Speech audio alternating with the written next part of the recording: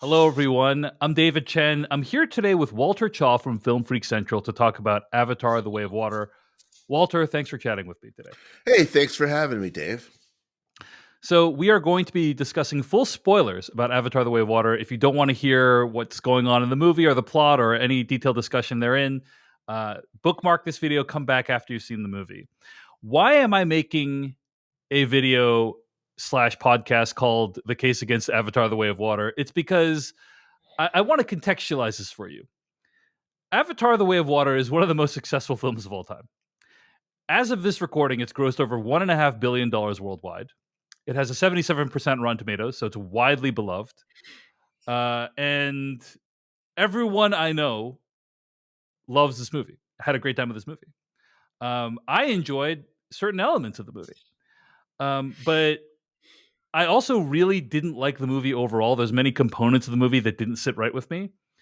And I also know Walter Chaw didn't really like the movie, and so I thought, hey, I'm gonna create this space for this conversation so that we can kind of talk about some of the challenges we had with this film. But I give all that context about like this is a hugely successful movie. It has a 77% certified fresh on Rotten Tomatoes. Like people love it because basically Avatar: The Way of Water has already won. Like it has won whatever game it is playing in our society and culture. And so I don't expect like to change any minds. But I do feel like, hey, when there's a cultural phenomenon this big and people have issues with it, like we should at least voice the issues and people can take the merits of what we say or not. But like, I want to at least have the conversation before we move on to the next thing. So that's why I wanted to talk with you today, Walter. But let's start, Walter Chow, with your overall thoughts on this movie. What did you think of Avatar: The Way of Water? Let's start there. Well, I think it's inept in the same way that a lot of James Cameron's movies are inept. I think it's really terribly written. He's unquestionably an action movie savant. I mean, we were all raised with the same sort of movies. I went to Aliens during first run. I was terrified and exhilarated, as we all were. I think it's hard to question his technical chops, obviously, and no one's doing that. Myself included. I think he knows how to shoot an action sequence, even though I don't think the action in this movie is that great. But he does know how to shoot it. There's some clarity to it. I know what's going on, even when it doesn't really make sense. I know what he thinks makes sense. It kind of reminds me of like Titanic. There's a woman's heart is a deep ocean of secrets. Is that one of the lines from there? And that's sort Mm-hmm. of along the lines of the George Lucas when he wants to write a screenplay. It's like I don't like sand. Sand is rough, but you're soft, girly. Um, yeah. Anyway, I think a lot of people point to like things like Strange Days, and they say, "Well, Cameron's credit as a screenwriter on that. That's a really well written film." And I would say, "Well, Jay Cox is actually the co-writer on that film, and he's written stuff like Silence and Age of Innocence." And I think maybe we would want to give him a little bit more credit than we're giving Cameron. But Well, to yeah, be fair, he had some screenwriting help on this one. Rick Jaffa yeah. and Amanda Silver did help write Avatar: The Way of Water, so Mm. do want to acknowledge that. But I do agree with you. You can sense Cameron's influence on a lot of the script for sure. Yeah, and I think it's at root it's reductive. I think it's a bunch of bumper sticker aphorisms from the 1980s, like "baby on board" and "save the whales," "save the rainforests," "keep America beautiful," "make love not war." It's extraordinarily pat and trite, and the only subtext that it actually has is the sort of colonialist. Um, uh, uh, it's appallingly racist, is what it is, uh, and aside from all of the issues that I might have with it as a really dumb movie, that it's also horrifically offensive. It's tough for me to talk about because I don't at all belong to that culture that's being um, rolled over in this film. But watching it, I kind of feel like, well, what if I don't say something? I don't have much more of a bullhorn than indigenous authors, I'm afraid. But it's a little bit more, maybe than some. And if I have to say something, someone has to say something. You said James Cameron is an action movie savant. I agree. I think a lot of the action scenes in this movie are, in fact, thrilling. He hasn't lost a step, in my opinion, when it comes to shooting action. And in particular, the last 45 to 60 minutes of the movie is, I think, just pretty thrilling from just a pure action movie perspective. I have Yeah, I complained. mean, I have complained a great deal about the high frame rate in this movie. I didn't enjoy it at all. Other people, I've seen a whole range of reactions. Some people aren't bothered by it. Some people actually thought it helped the movie. I don't. It did not work for me.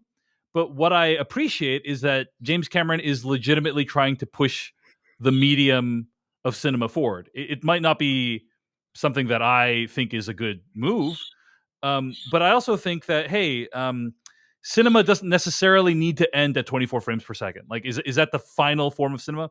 It not necessarily. Like, and if you're willing to try something that people like, then who knows? Maybe it should work. So, it didn't work for me, but I appreciate that he's going out there, he's taking big swings, right? yeah, yeah. I mean, I think that's great. I would rather somebody strike out swinging than strike out looking. But I mean, here's the thing about high frame rate is that it's not like a new thing in the world that he's introduced. High frame rate is what newscasts are television broadcasts are shot at, and porn knockoffs for these movies are shot at high frame rate. And so, when I was watching The Hobbit, I'm like, this is instantly the porn knockoff version of itself. This is what it looks like to me. Yeah. And when I watch Avatar, I'm like, I've seen this kind of high frame rate before. I've had this effect before. It's in the cutscenes of Elden Ring. And it's Yeah. it's the cutscenes of all of these films, and so Or now here I am. hopefully the main gameplay of Elden Ring. But yes, Well, right, exactly, right, if you're but running a good enough system. But yeah, exactly, um, or Last of Us. These are cutscenes or screensavers, and I'm sitting in front of a $20 billion, how much this thing cost, cutscene for a yeah, video game. It's not new in the world. It's just new that someone is telling me it's a movie, and that's yeah, you either go with that or you don't, I guess. And yeah, and there yeah, are 1.5 billion dollars of people worth of people who say that I'm wrong about that. So I don't know. yeah. In terms of my main issues with this movie, I mean, I've articulated them on the filmcast, but basically, overall, I think that the movie largely retreads a lot of material from the first film, right?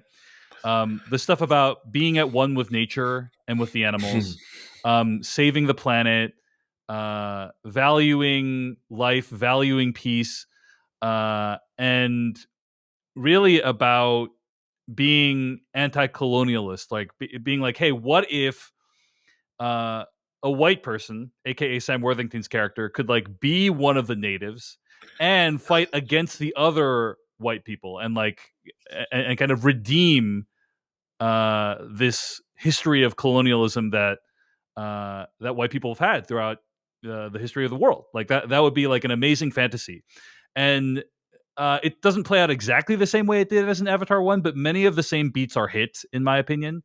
There is a whole brand new component in this movie of Sam Worthington, aka Jake Sully's family that you meet, and like the family dynamics that I think have resonated with a lot of people as well. But fundamentally, I feel like the movie doesn't tread particularly any new ground. It has the same messages. It even has the same villain from the first film.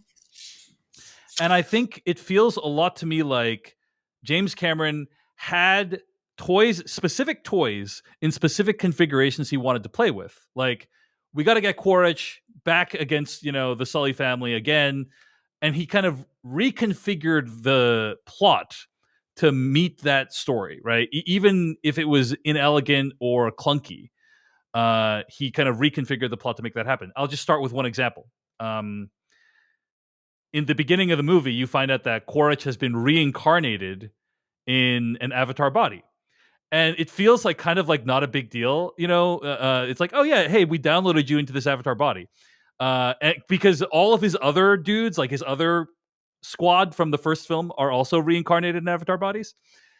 And it's like, oh, okay, I didn't even know that was an option, because in the first movie, um, it's made a huge deal of that Jake Sully's brother is killed, and he has the same exact genetic makeup as as Jake Sully, and that's why Jake can be in an avatar. So it's like, oh, it's like fate chose this guy to be an avatar, right? and then immediately find out no, actually they're just handing out avatars left and right now. Now, Avatar: The Way of Water takes place like a decade after the events of Avatar 1, so maybe technology has evolved dramatically since then, but um but in my opinion it cheapens like Avatar 2 in many ways cheapens stuff that happens in Avatar 1, of which that is one example, right? Yeah, you're. Uh, I mean, you're so kind to use the term cheapens because it was already cheap. It's already this garbage, white savior colonialist bullshit. And it's funny that that even when you say that it's a Native American thing, it's like you're going to have 80% of the 70% who love this movie say, "No, you're imagining that." I don't. These are blue cats, Dave. They have nothing to do with Native Americans. They're blue cats. Do you see Native Americans whenever you look at blue cats, Dave? Because it's this really um, well, we are so stupid about this issue. And about many others, myself included. I have blind spots, the size of Texas. I don't know. I don't know what they are. But my God, Cameron has come out several times and said explicitly, yeah, the white people in this movie are the Europeans, and the Na'vi are the indigenous peoples of the New World, yeah. specifically the Lakota Sioux, and that's what I base this on. It's not very deep, is a quote from James Cameron, and so James Cameron's message to his idiot defenders are. It's not that deep, guys. Yeah, I was doing this, and I was inspired because, says James Cameron, he didn't feel like the Lakota Sioux fought hard enough. And they would have fought harder if they'd known how hopeless their society is right now, with all of their kids committing suicide, which is a Pink Floyd lyric. And so I just feel like um, your God and Savior, your white God, is telling you what he's doing, and you don't want to listen. And it's like, Well, there's let's not, if you're watching this video or listening to this on audio, you maybe you do want to listen, right? So like let's not, but I think it is fair to acknowledge that James Cameron has made clear what his inspirations are. In the first film, it was very clearly indigenous people. In the second film, Avatar: The Way of Water, it's clearly the Maori people, right? Like he has said directly, like it has been inspired by that, and um, I was a little disappointed because I feel like let's break this apart. Let's like dissect this idea that the movie's racist, Walter, because I don't want to just like gloss over that, right? Because I want to interrogate that idea. It's like um, what James Cameron did with Avatar 1 is he had these alien people kind of stand in for indigenous natives. He had this alien people be coded as right indigenous natives, right? Um, and I guess one question I have is like, is that inherently offensive, right? That a group of people kind of feels inspired by like a fictional group of people feels inspired by a real life group of people. I don't know that it's inherently offensive. You know what I mean? Um, but I think there's a lot in the execution that can make it offensive, right? That and so that's a question for me that I'm kind of think about for myself is like, what is it about that makes it offensive?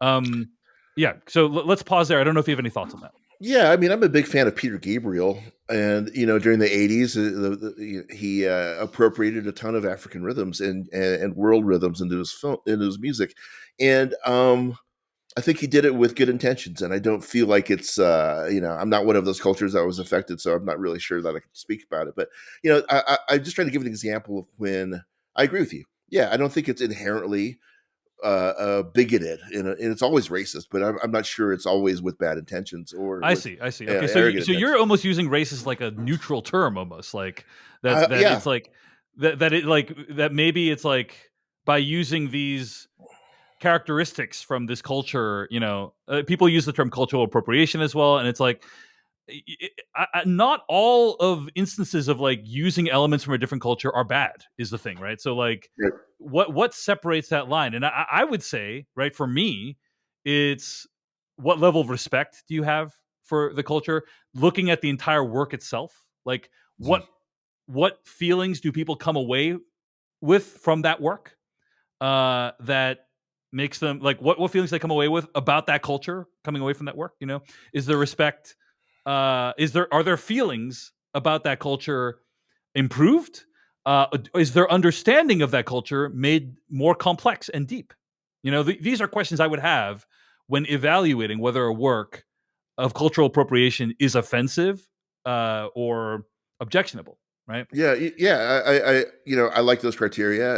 I think it's the criteria will shift depending on who is creating them. But I like those. I think that you do need to demonstrate a certain level of knowledge. You have to a certain level of work that you've put into this, so that you're not just repeating these surface level tropes. If you're not just putting on the costumes and saying, okay, this is my idea of it. And for me, the many ways that Avatar that Cameron fails the sniff test, if you will, is Mm-hmm. that he has this belief that if white people uh, only would help, would teach the savages, the noble savages, the ones that commune with nature and have a world tree and all that stuff.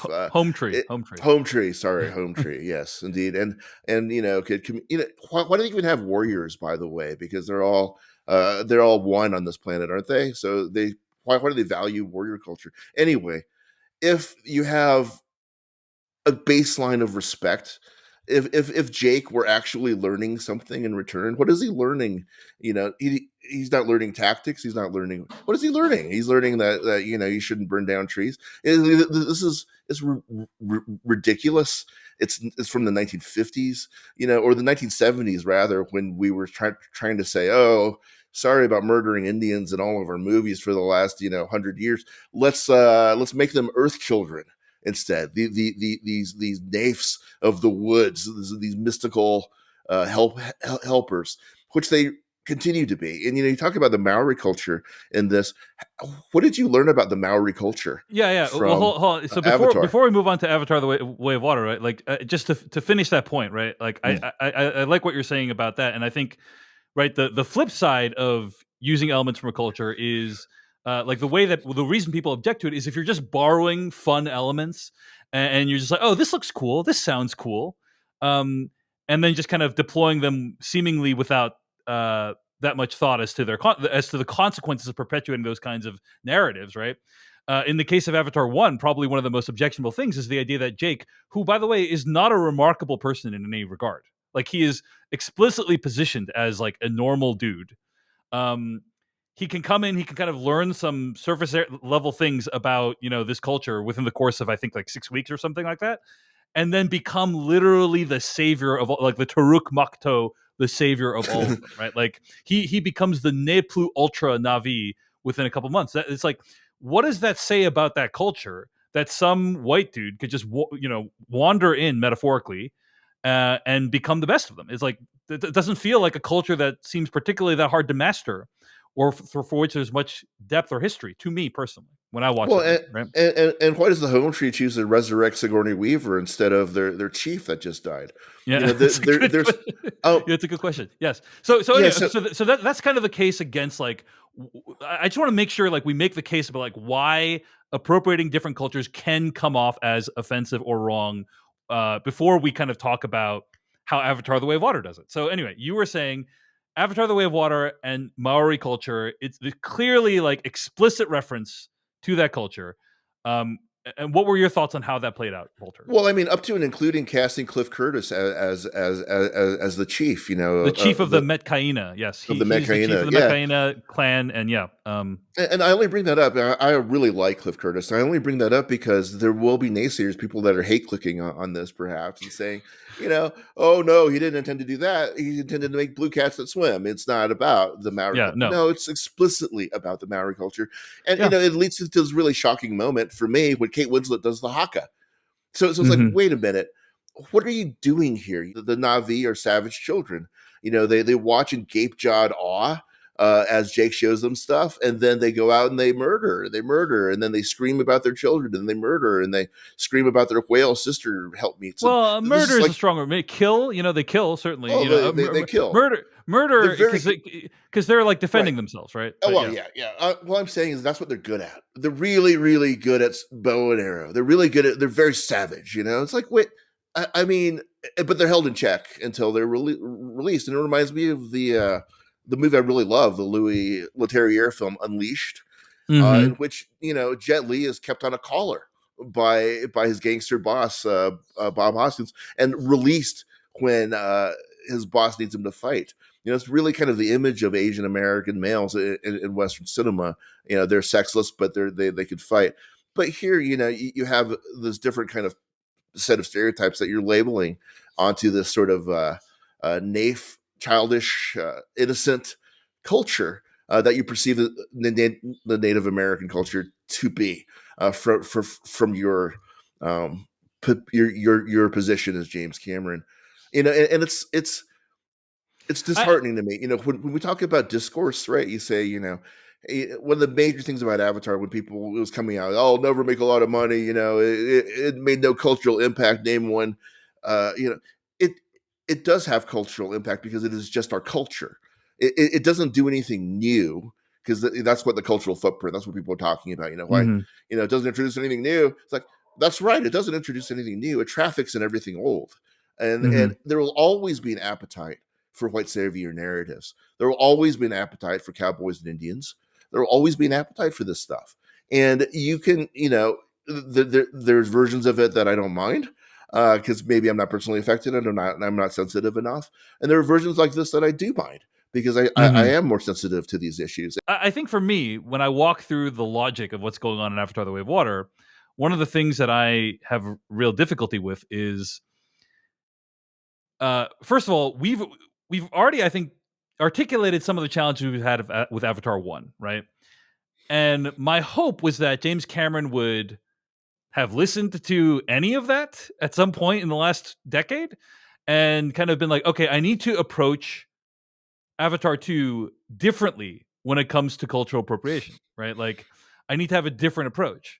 And he did not do that, as far as I can tell, right? Like, because, yes, one bizarre decision to me is the idea of making Kate Winslet one of the Mekaina. Like, it's like, okay, if you're gonna make a Maori inspired people the Mekaina clan in Avatar: The Way of Water, like, should we say James Cameron should not be allowed to do that? No, but if he's gonna do it, I feel like maybe casting all people who are from Maori culture uh, would do more honor to that idea, right? So the idea that there is like Kate Winslet's one of the characters is just like, oh, okay, so it's not really anyone can kind of cosplay as one of the Mekaina, and therefore one of the Maori. Then, and that kind of that does rub me the wrong way a little bit. You know what I mean? So that's like one of the issues is the casting. And the other issue is what we've already talked about, which is that, like, to me, the Mekaina largely amount to a set of tropes.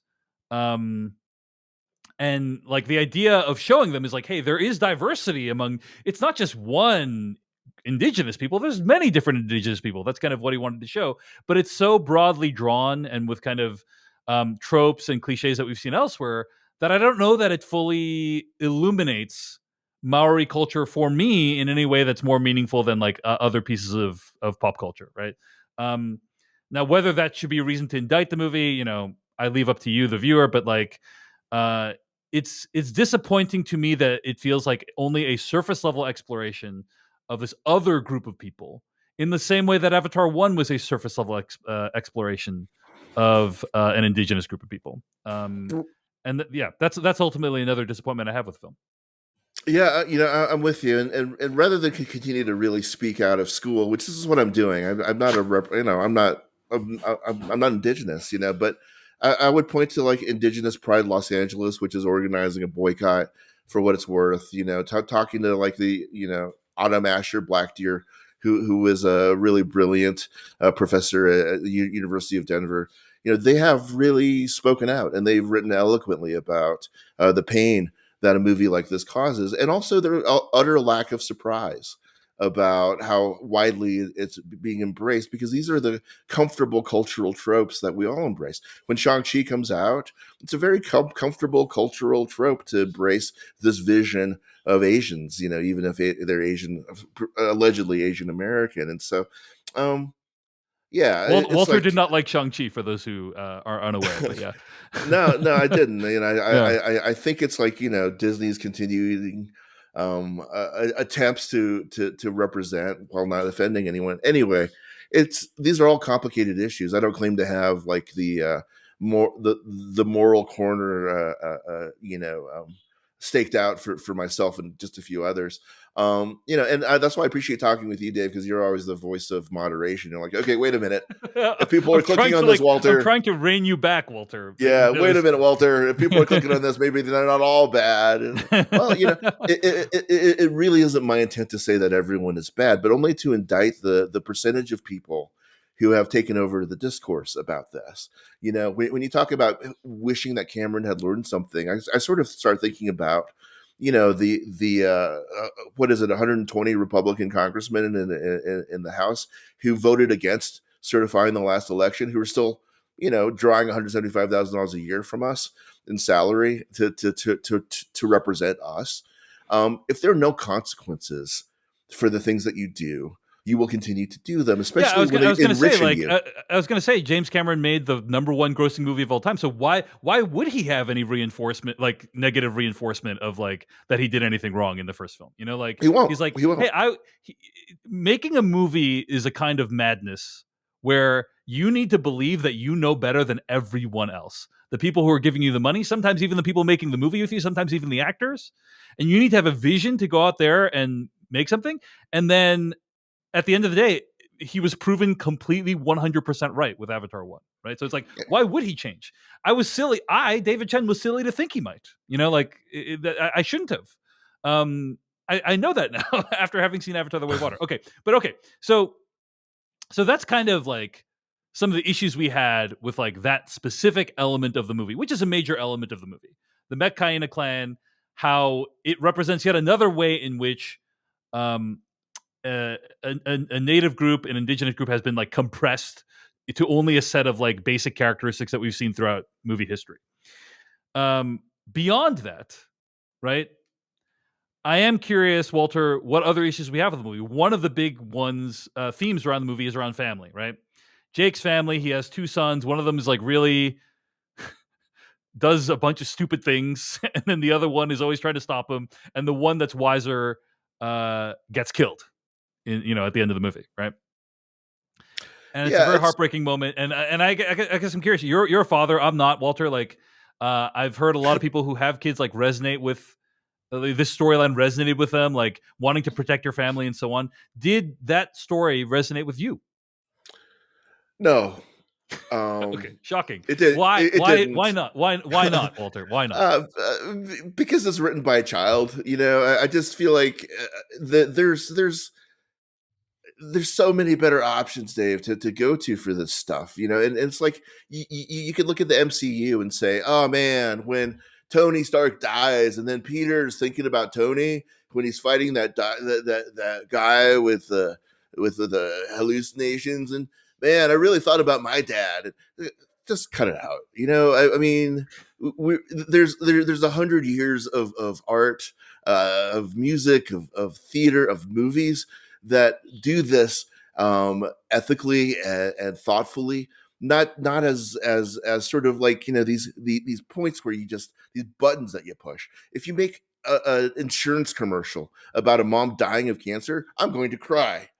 Does it mean I'm going to buy the insurance? Does it mean that you did a good job? No, no. I have an exposed nerve, and you keep kicking at it. And so when people are like, "Hey, there's a tender mercies relationship in this," there's a great Santini thing going on in here. I'm like, yeah, go watch those movies.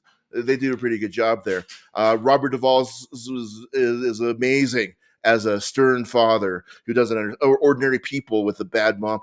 There's so many great movies that do this, right? If you're getting all of your emotional cues from James Cameron, um, hey, that's between you and your God. Go get it, Okay, man. I okay, okay, mean, but okay. I mean, but look, no, that doesn't there get are me. better movies out there could be said that do this better. Could be said about virtually any other movie, right?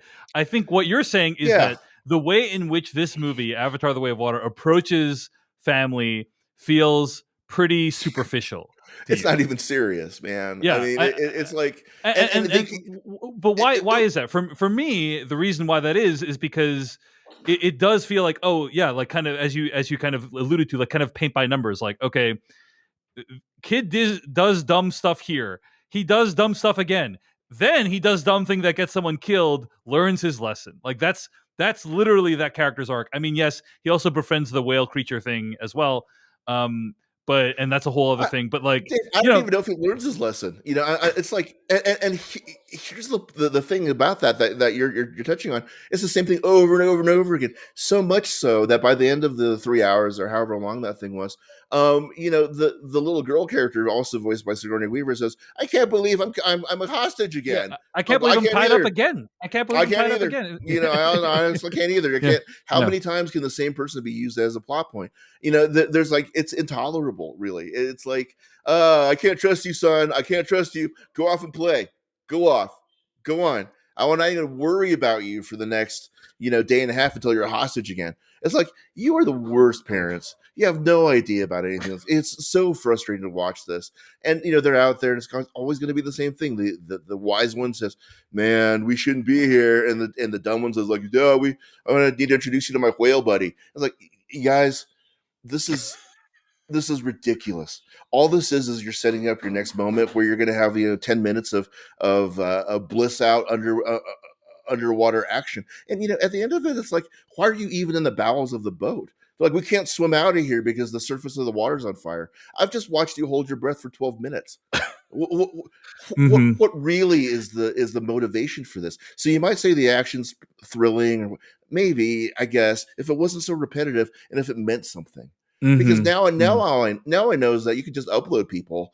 There's no threat here. Somehow the emperor has returned. There's nothing going on here Yeah. that has any kind of stakes at all. uh, on the plot, one of the things you brought up in your review at Film Freak Central was like how it's weird that they've already developed this full whaling infrastructure in the last 10 years. Like a creature they literally didn't know existed in 10 years ago. Yeah. There's a Calvin and Hobbes comic where he's like, do you ever wonder how things originated? Like the fact that we drink cow's milk. Like, who went up to a cow's udders and was like, I'm just gonna drink whatever comes out of these things, like.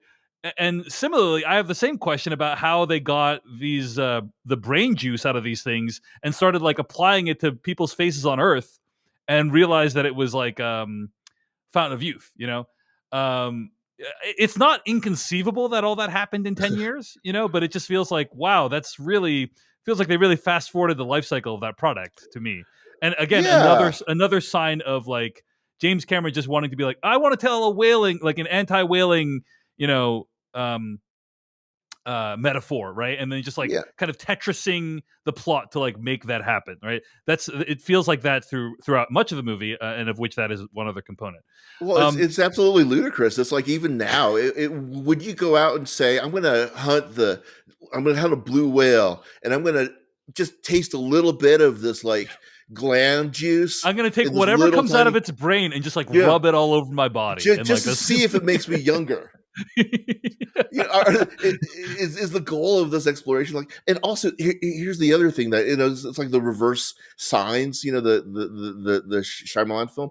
Why are you choosing your next Earth as this place that's inhospitable to all Earth life? That's the whole thing about Pandora.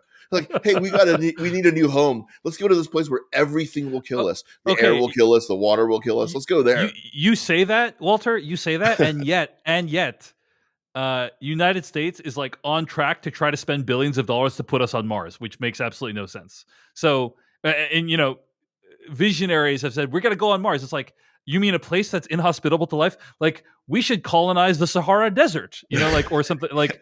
What? It doesn't Yeah, make but any sense. So anyway, we're not moving to Mars. They're moving to Pandora. We're not moving there. It's like, yeah. Well, I mean, it's if you're it's going to step go somewhere one of that's yeah. if you're Anyway, going to go somewhere that's completely inhospitable to human life, stay on Earth. yeah, That's terraform Earth. Why not? Well, why are you going somewhere else that's exactly as inhospitable as Earth is? Because it's exactly. pretty. It looks like a video game there. Yeah, It's yeah, yeah. amazing. I I agree. want I to live agree. in. I want to live in Fern Gully, Dave. Last topic about the movie. Um, the Spider Colonel Quaritch relationship. Now, I think we've only seen one part of this, right, in the movie. Like, the movie clearly sets up that there's going to be more adventures between Quaritch, Navi version, and Spider. um, but I think Spider is possibly one of the most annoying characters I've seen in a movie in the last like 5 years. Like, I just feel like people who like the movie, there is no way that 99% of people who like the movie would ever want to hang out with this Spider character. Like, if this is a real person that you knew in real life, you'd be like, I'm no thanks. He's not, we're not cool. Um, I think it is an interesting dynamic of like, hey, by the way, Quaritch, we got to have this be about daddy issues and family. So like Quaritch had a son that we never even had a hint of in Avatar 1. Again, part of my whole thing about like just like raising plot points just to like make the thing you want to have happen out of nowhere without building up to it in any way. Um, but yes, Quaritch has this relationship with his son, and I think like there are some interesting components to it, right? The idea of like, hey, Spider's dad is this guy that hunted the Navi, and now his dad is a Navi and still wants to hunt the Navi, and that's weird. Um, there's some interesting dynamics there to play with, so I don't think it's completely without merit. But what did you think of this storyline, Walter? I have a feeling I know the answer. I mean, are you saying so that Spider's dad is Darth Vader? Mm. I've never, I've never seen that before in a movie. When I said like, I don't know who I mentioned it to or if I wrote about it, I don't know, but it's like, is it cool now just for white guys to have dreadlocks? And some of the answers were like, well, he was raised in the jungle. I'm like, okay, so slow down a minute here and help me through your reasoning. It's like people who have dreadlocks were raised in the jungle. I just there's so much it's like the feral kid from Road Warrior, except he's the star. Mhm. It's to your point. Yeah, he's Scrappy Doo. He's the guy. Nobody wants around. It's the worst character in a badly written film. I don't know what to say. It's like you know. It, yeah, I'm almost speechless. I am actually speechless Yeah, about you don't uh, have anything to articulate about why no you didn't like this plotline. a character like Spider. It's so at its root bad writing that I just look at people who like it and I can only say you and I are different. Oh wow. Okay. All right. That's it. I And mean, I I mean, don't dislike you. I don't let think me that try, you're a bad person. We're just not the same people. let me try to And let me try to articulate some of the objections. Right. Like I think I would go back to what you already said of like you're pressing this button of hey, guy has daddy issues, right? Like, or they have a relation, they have like an adversarial relationship that they can't fully articulate. And that's why at the end of the movie, Colonel Quaritch gives up his advantageous position to save Spider. And that's why Spider saves Colonel Quaritch, right? Like, did the movie earn those moments? In my opinion, no. Right? Like I well, did no, not feel it's enough had transpired between them to make me feel like, oh yeah, this person, Colonel Quaritch Navi version, that poses an existential threat to everything that Spider has ever loved. Spider would save that guy because Colonel Quaritch showed him a moment of, or a handful of moments of decency and kindness. I don't right. believe it. I don't buy it. I don't No, buy it. You know. I don't buy it So either. It's not earned, and I think it's never clear ever. That's why there's so much controversy, quote unquote, about the end of this film. I don't think it ever earns anything in terms. It never,